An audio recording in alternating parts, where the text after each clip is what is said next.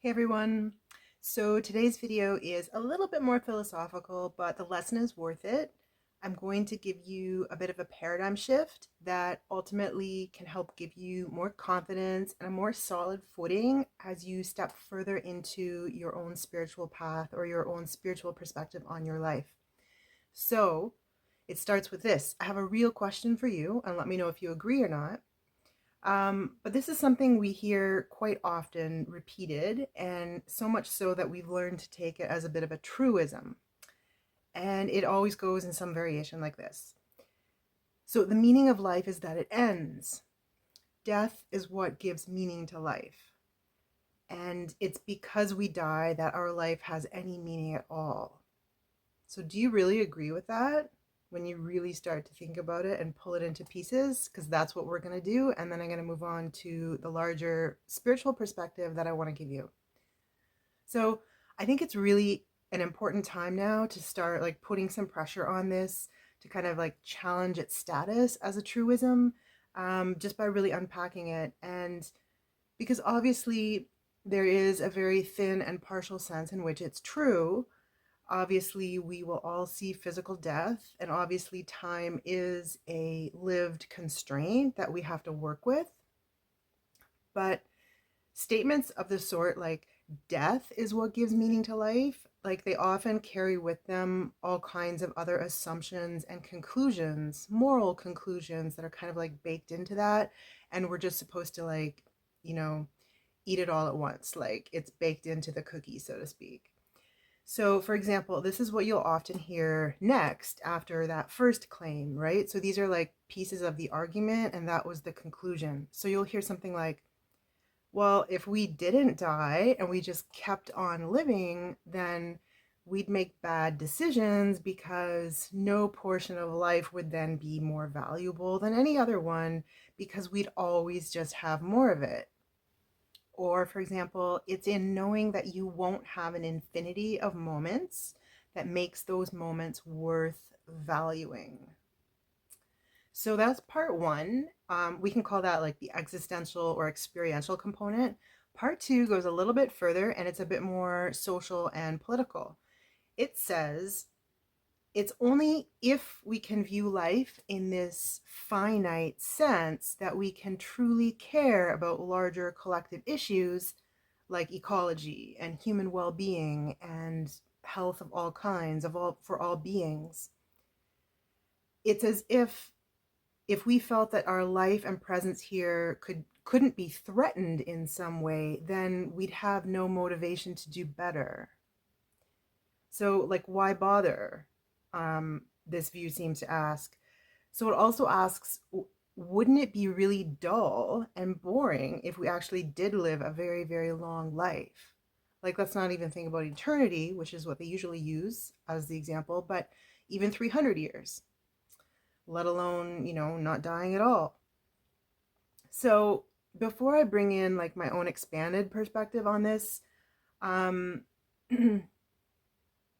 these to challenge really what seems like this obvious truth, as I've said, like that death is what gives meaning to life. I just wanted to acknowledge like the simple way in which it is a partial truth.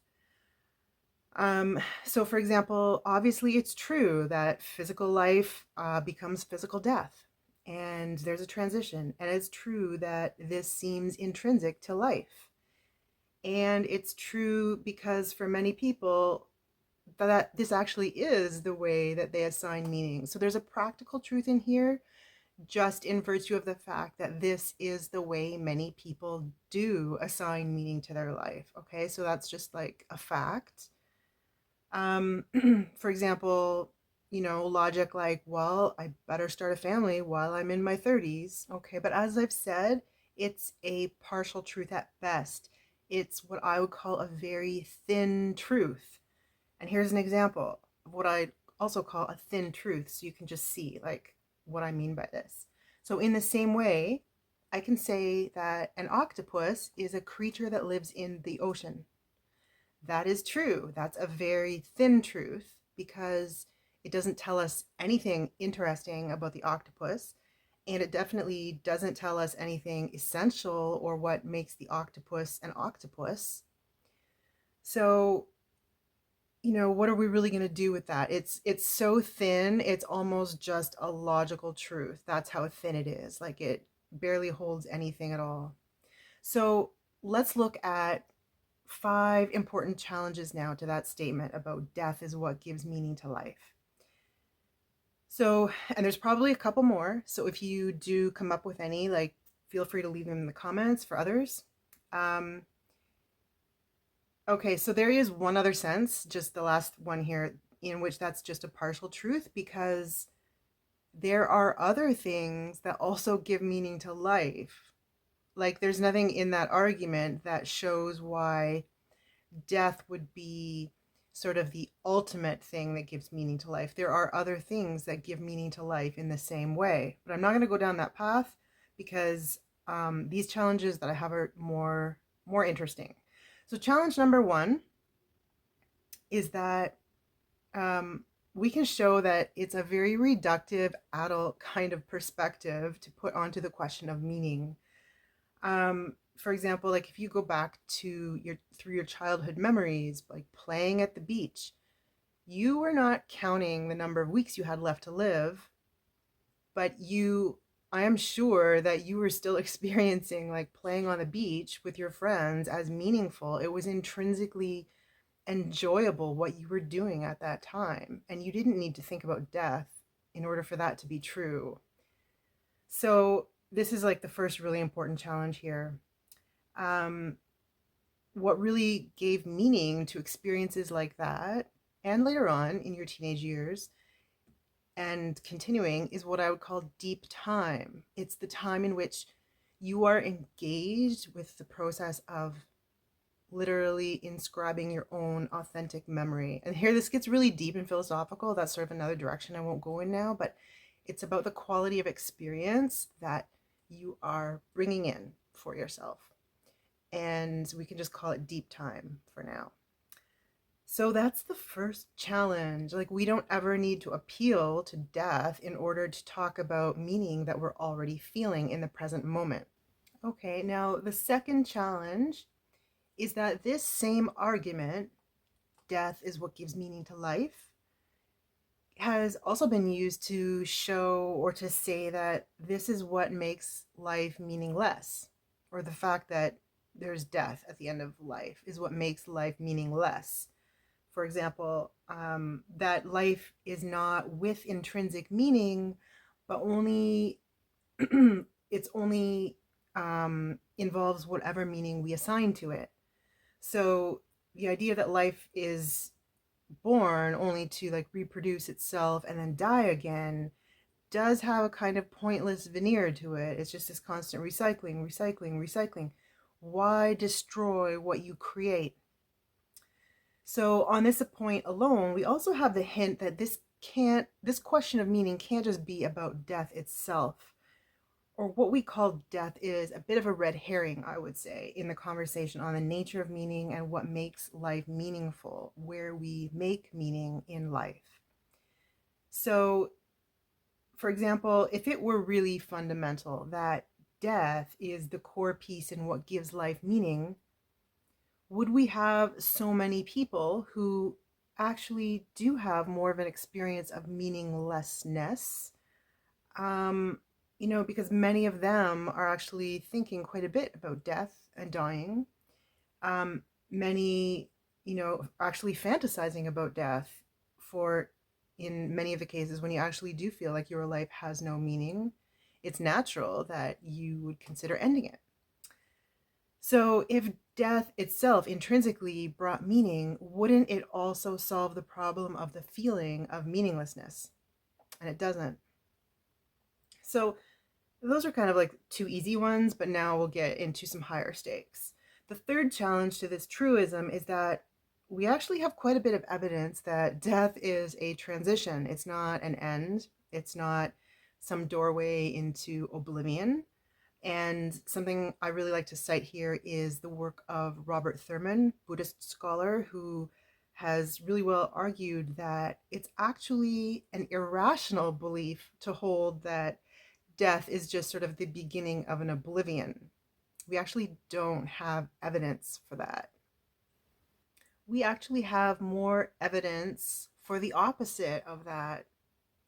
So, while by definition we don't have any evidence for oblivion after death, we have lots of partial evidence actually, also, which is evidence by implication that some things, some events, and some forms of consciousness do continue after death.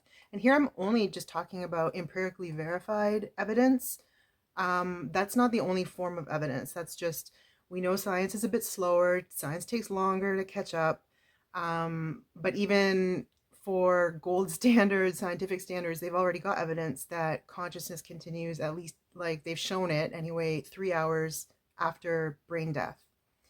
So that's not like the be all and end all of the story. That's just the extent to which the empirical evidence has arrived so far. Okay, so so what this means is that we've already got the falsification of emergent or epiphenomenalist accounts of consciousness from data on the true perception which occurs while some patients have been, after some patients are already clinically brain dead. The brain has died, no more, it's not receiving any more oxygen, it cannot perform, like the neurons are not doing anything, the brain is dead.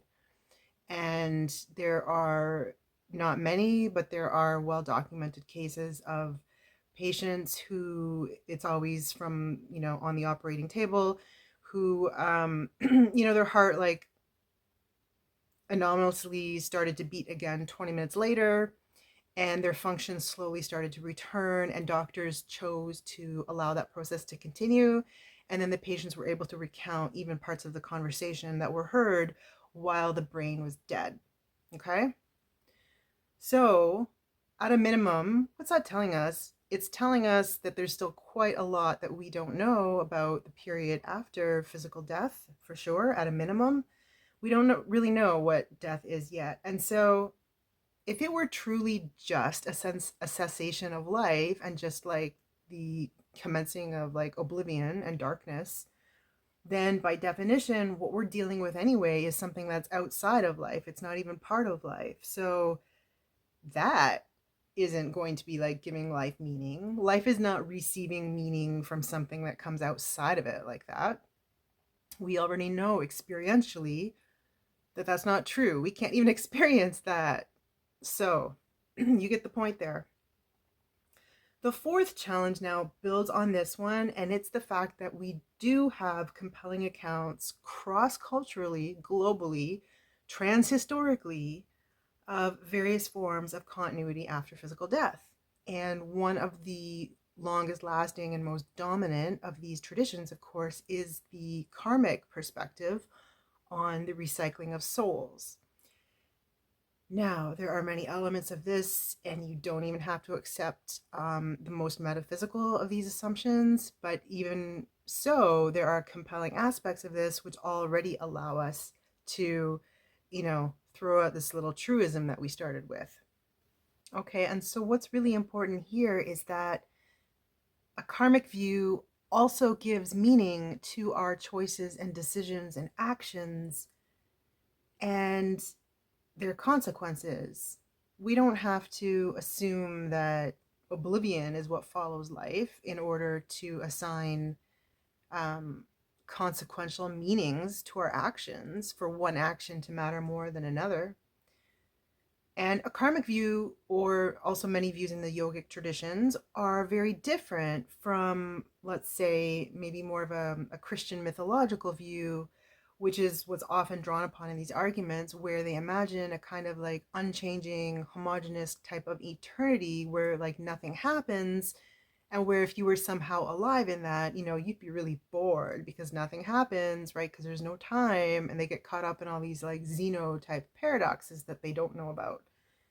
So right there, that already feels like another clue, because the nature of the kind of consciousness that we can experience is to live within or to produce time itself.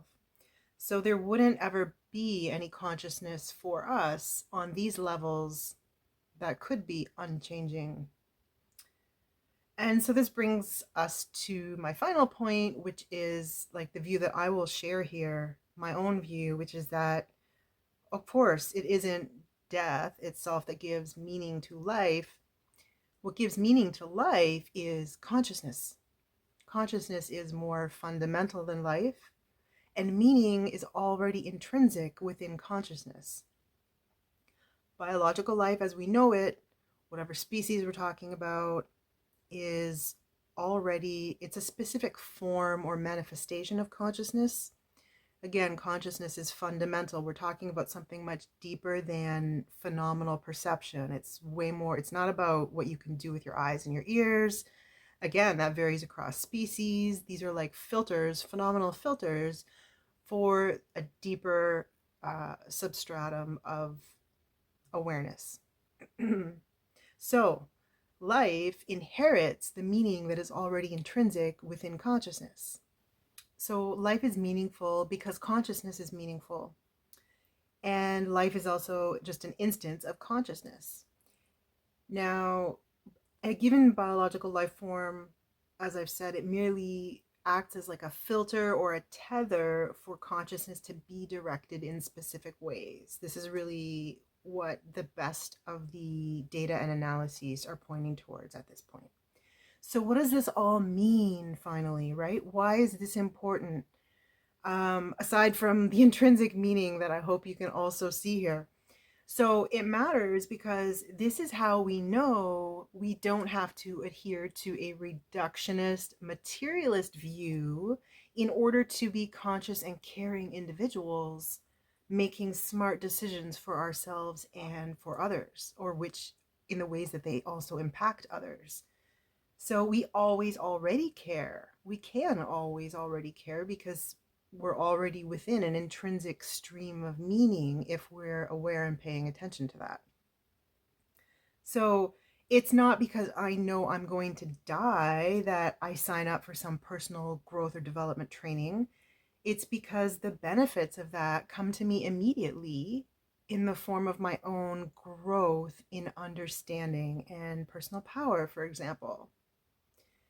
And, then we also have the possibility that we actually take all of this with us when we transition.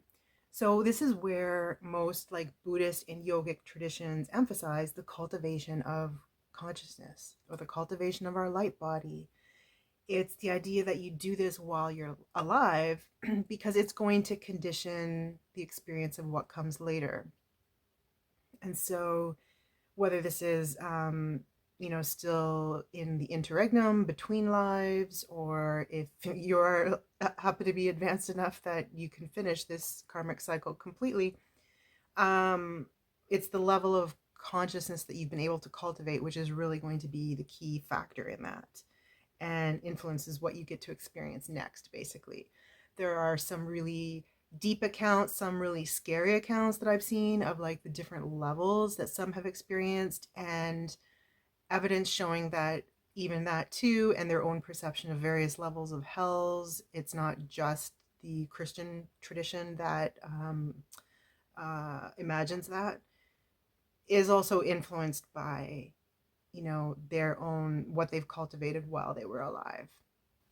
So, my friends, this brings us to the end, to the larger perspective here. What this really comes down to is that this really lays the foundation for, and I'm going to do a little bit of a context switch here. This lays the foundation for a larger spiritual approach to what we think of as productivity and to the question of how we use our time. So this is kind of an interesting area, and I might do another video on this because it's really deep, actually.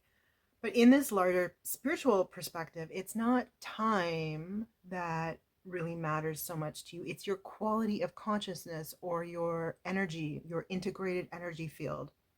So I remember a really cool shift that I made several years ago once I realized that I wasn't trying to manage my time in that traditional productivity type of sense, but I was focused on managing my energy. And that's what was really determining my productivity. And so time is still important, obviously, because it's still a very real material constraint. After a certain hour of day, you are going to get tired. Time is real in that sense. And but it's really what we're doing with our energy and our integration and our frequency that matters. So, are we purifying our energy field by clarifying it, by clarifying our intentions and cultivating our awareness and activating our gifts? The more energy that we are able to bring in and on what frequency we do that, the less of an issue that 3D time is. But if we remain within a 3D paradigm of time, which requires this 3D logic, it's really the logic of the matrix, then time actually becomes the medium through which we are governed. Time becomes, it's the medium through which we are thought. Actually, we're not doing the thinking. Literally, this is where it gets deep, right? Because where is the source of time? Where is the location of time consciousness? Within the 3D perspective, within the logic of the matrix, it is outside of us. Okay? So I'm going to stop here, but this is where I might continue into part 2 because this is kind of a really fascinating topic for me. And, let me know if this is for you too. Like, are you following this? If you'd like me to clarify anything, because it really just gets deep at the paradigms we use for approaching what is really like the most intimate thing about our experience, about our consciousness, and it's this question of time. So let me know what you think, and I'll see you in the comments.